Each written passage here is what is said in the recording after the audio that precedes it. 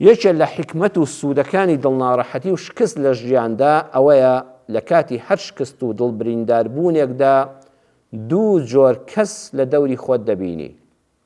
بەخوا شکستەکانی ژیان وەکو نەخۆشکەوتن، ئینسان کاتێک کە نەخۆشکەوت هەست بە چ شکستێکی گەورەی خۆی دەکات. نەخۆشکەوتن، هەژارکەوتن، دەوڵەمەند بووی لە کتوپڕێکە بازار نامێنێ، موچە نامێنێ، ژیانت نامێنێ و هەست بە هەژارێکی زۆر دەکەی. قەرزدار بوون، ناوێری بە بازار ڕابڕۆی، شەو هەتا بەیانی بە خەفەتەوە دەتلێیتەوە، خوا کە لە دەرگا دەدرێ یەکێ بۆ سەردان هاتوێتەوە ئەزانی خاوەن قەرزە.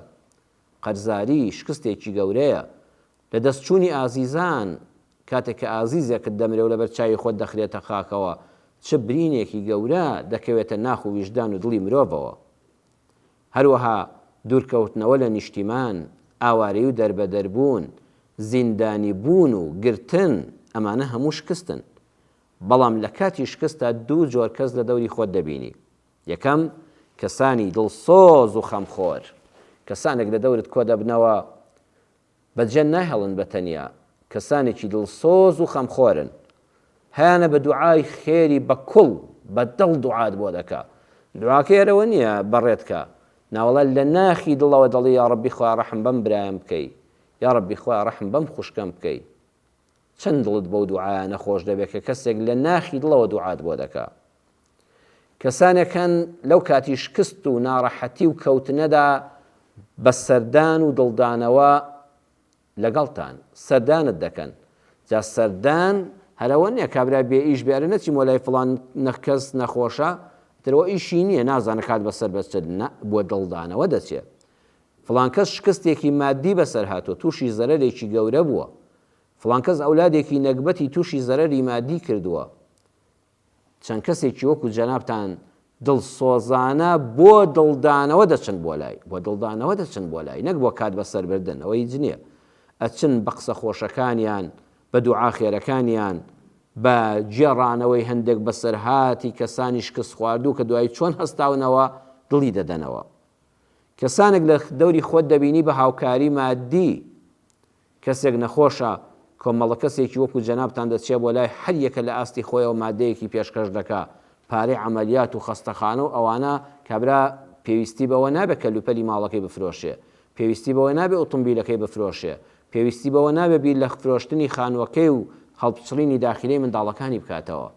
ئەو هاوکاریە مادیەت قەت لەبیر ناچێتەوە کە لە کاتی شکستدا کۆمەڵی خەڵکی دڵسۆز لە خزم و دۆست و ناسیا و دیان و لە دەور دەبن و هاوکاری مادیت دەکەن.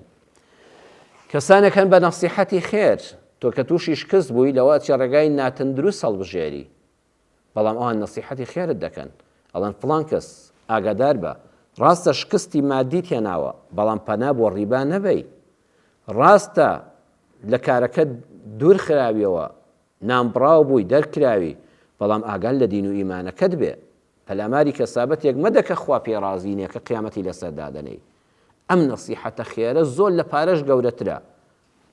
کەسانێک هەن هیممەتت بەرز دەکەنەوە، عەرزم کردن هیوا هەیە بەسەرهاتێکت بۆ دەژێڕێتەوە، هی خۆی لە کتێبا خوێن بێتەوە، بەسەرهاتێکی بیسترا و بیندرا و هیممەتت بەرز دەکاتەوە.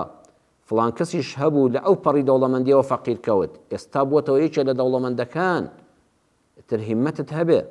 فڵان کەس خەریک بوو لافیتەیان بۆ دەنووسی، تەنانەت دکتۆر ئیزنی دابوو کە وەڵڵەهی مەسرەفی لێ مەکەن، ئێستا لە من و تۆ ساخترە و چەندەها ساڵ دوای دکتۆرەکە مردووە ئەم هەستا زیندووە، هاچاو لێ هیممەتت بەبەراکردەوە. فڵان کەس ئازیزی لە دەستدا، بەڵام ئەوە تا سەیری پێغەمبەری خواکە صلی الله علیه وسلم بەدەستی خۆی کوڕکچەکانی دەخاتە خاکەوە. تۆ پێشەواکەت پێغەمبەرە صلی الله علیه وسلم هیممەتت هەبێ، ڕازی بە قەدەری خوای گەورە. ئەو هیممەت بەرزکردنەوەی نایەڵێت تۆ بچەمی، نایەڵێت تۆ شکست بێنی، نایەڵێ بە چۆ کابچی. ئەم کەسانە کە ئاوا لە کاتی شکستان لەگەڵتان، بەڕێزان هەرگیز لە بیرت ناچنەوە.